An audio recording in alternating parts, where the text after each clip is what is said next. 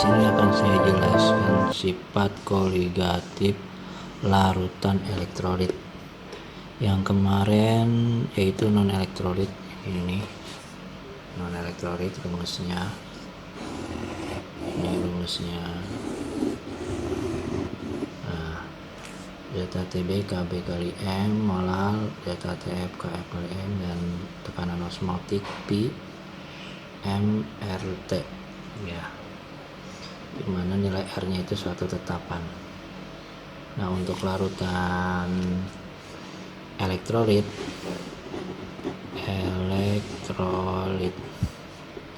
maka rumusnya dipakai delta TB kali KB kali molar kali I. Nah, ada I nya di sini. Delta TF KF kali molar kali I. P tekanan osmotik M RT kali I. Nah, ini rumus elektrolit. Nah, I itu apa? I adalah faktor Van Hoff, ya. Rumus I sama dengan 1 tambah alfa dikali N-1. Ini rumus I nya. Nah, alfa yaitu derajat ionisasi. Nah, kalau N adalah jumlah ion N itu. Jadi misalkan larutan elektrolit, ya, NaCl terion menjadi Na plus tambah Cl-. Jadi harga N-nya sama dengan 2 karena ionnya di sini ada 2, 1, 2. Jadi N-nya 2. MgCl2 menjadi Mg2 plus tambah 2 Cl-. Maka N-nya ada di sini, ada Mg-nya ada 1 ionnya, Cl-nya di sini ada 2 Cl. Jadi jumlah ion ini 1 tambah 2, jadi 3 ion. H2SO4 berarti 2H plus tambah SO4 2-. Nah, di sini atom H ada 2, SO4 ada 1, jadi N-nya adalah 3. Seperti itu. Nah, itu penjelasan dari I, ya.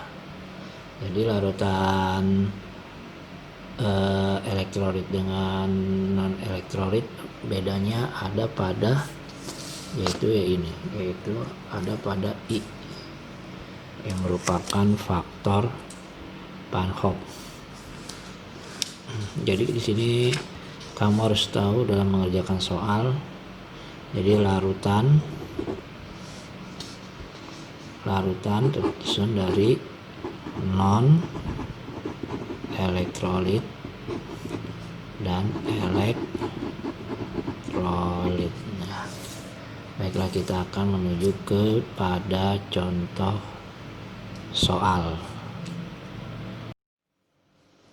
Baiklah, untuk contoh soal yang pertama di situ ada soal hitunglah titik didih larutan A 0,2 molar urea, B 0,2 molar NaCl, alfa 10%, Kb air yaitu 0,5. Nah, cara ngejawabnya yang A nih soalnya 0,2 molar urea, ya, yang diketahui, ya, yang diketahui 0,2 mol urea. Nah, yang B 0,2 molal NaCl, alfa 10%. Nah, yang ditanya titik didih larutan tambangnya Tb. Nah, di sini harga Kb-nya 0,5. Gimana cara ngejawabnya? Pertama harus tahu ini urea larutannya adalah non elektrolit. Jadi pakai rumus apa? Ya, jadi jawaban yang A pakai rumus non elektrolit. Gimana rumusnya?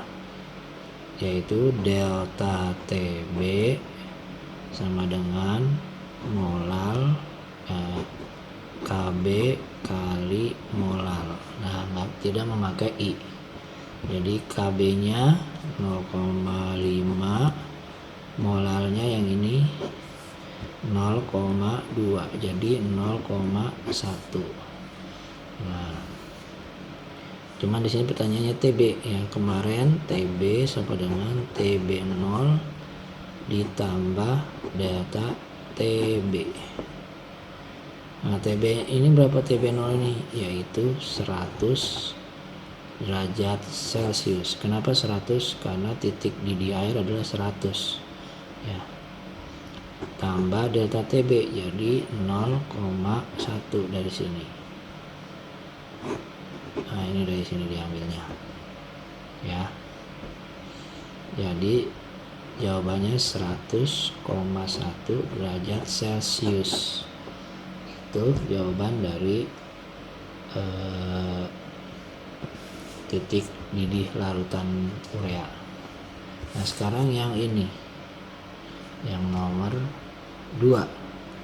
Nah, ini adalah larutan elektrolit. Jadi ini larutannya elektrolit.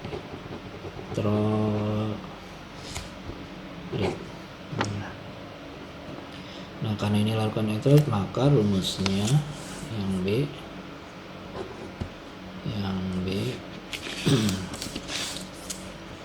yang B jadi rumusnya delta Tb sama dengan Kb kali molal kali I. Jadi ada I-nya, ya. I itu apa? I adalah faktor Van Hoff. I sama dengan 1 tambah alfa dikali N-1. Nah, mencari N-nya ini. Jadi mencari N itu NaCl. NaCl terion menjadi Na plus tambah Cl min. Ya. Maka ini 1, 2. Maka harga N-nya sama dengan 2. Kita masukkan I-nya. I sama dengan 1 tambah ini alfanya ini, yaitu di sini 10% atau 10/100 jadi 0,1. 10%, 10/100 jadi 0,1. Jadi rumusnya 0,1, ini alfa yang ini kali N-1, 2 kurang 1. Nah, ini 2 dari sini. Jadi 1 tambah 0,1 kali 1, 2 kurang 1, 1. Ya, jadi jawabannya 1,1. Balik lagi ke rumus yang delta Tb-nya. Jadi delta Tb Kb kali molal kali I. Kb-nya 0,5. Sini ya, Kb 0,5. Molalnya ini 0,2 kali I-nya 1,1. Jadi jawabannya 0,11. Kalau gitu TB nya, karena yang ditanya TB sama dengan TB 0 tambah delta TB. TB 0 nya selalu 100. Ingat, kalau air selalu 100, kecuali kalau bukan air. Derajat Celcius tambah 0,11, jadi 100,11 derajat Celcius. Nah, ini jawaban dari titik beku larutan NaCl. Baiklah, ke contoh soal yang kedua. Di situ ada soal 17,5 gram BaF2 yang terlarut dalam 500 ml larutan pada suhu 20 derajat Celcius. Tentukan tekanan osmotik larutan tersebut. Nah, pertama kita tulis dulu diketahui. Sini diketahui massa terlarut 17,5 gram. Volume larutan 500 mili. Ya. Suhu T suhunya 20 derajat Celcius. 27 derajat Celcius dirubah ke Kelvin.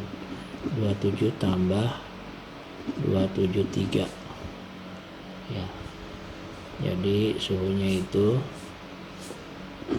sama dengan 300 Kelvin. Jadi suhunya dalam Kelvin, rumusnya berubah dari Celcius ke Kelvin, tinggal ditambahkan 273 ya tetapannya. Harga R tetapannya 0,082. Terus derajat ionisasinya 0,5 atau 50%. Jadi 50% atau langsung aja saya tulis 0,5. Ya. Itu yang diketahui. MR-nya, MR terlarutnya itu yaitu 175. Nah, ditanya adalah tekanan osmotik P. Ya, terjawab. Nah, di sini BaF2 adalah elektrolit. Ya, jadi rumusnya PMRT. Kalau ini untuk non elektrolit kali I, yaitu yang elektrolit. Pertama kita cari R dan T nya sudah ada, ini dan ini. T 300, R udah ada. Kita mencari M dan I. Pertama kita mencari M nya dulu ya. M rumusnya MT per MR kali 1000 per volume. Ya.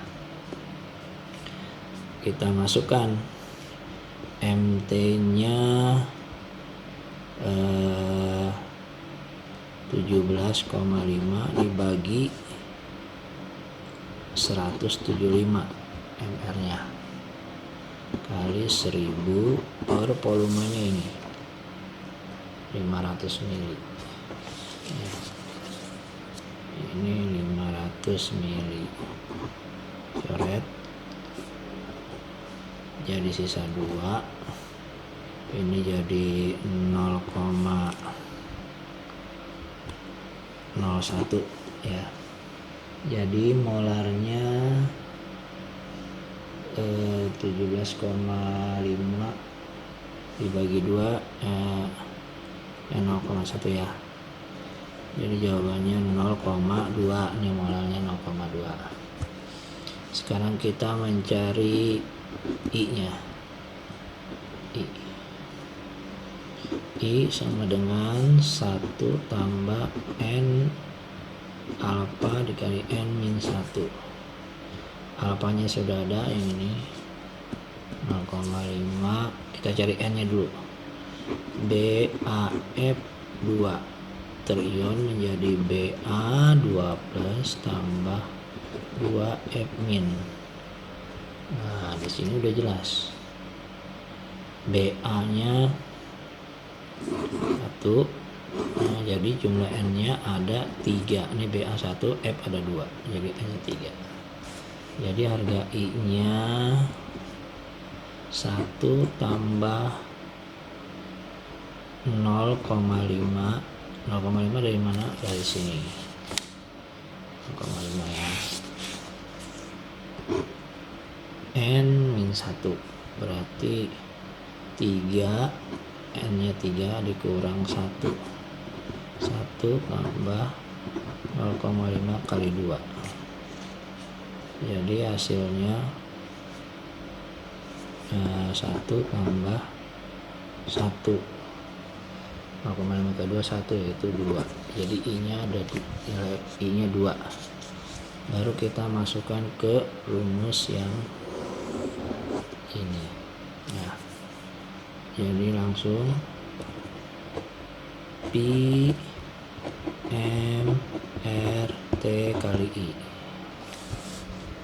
Ya. M nya 0,2, yang ini 0,2. R nya tetapan sudah diketahui, yaitu 0,082. 0,082. T nya tadi ini 300 Kelvin. I nya yang ini 2 ya, jadi sama dengan, tinggal dihitung ya. Jawabannya 9,84, satuannya ATM.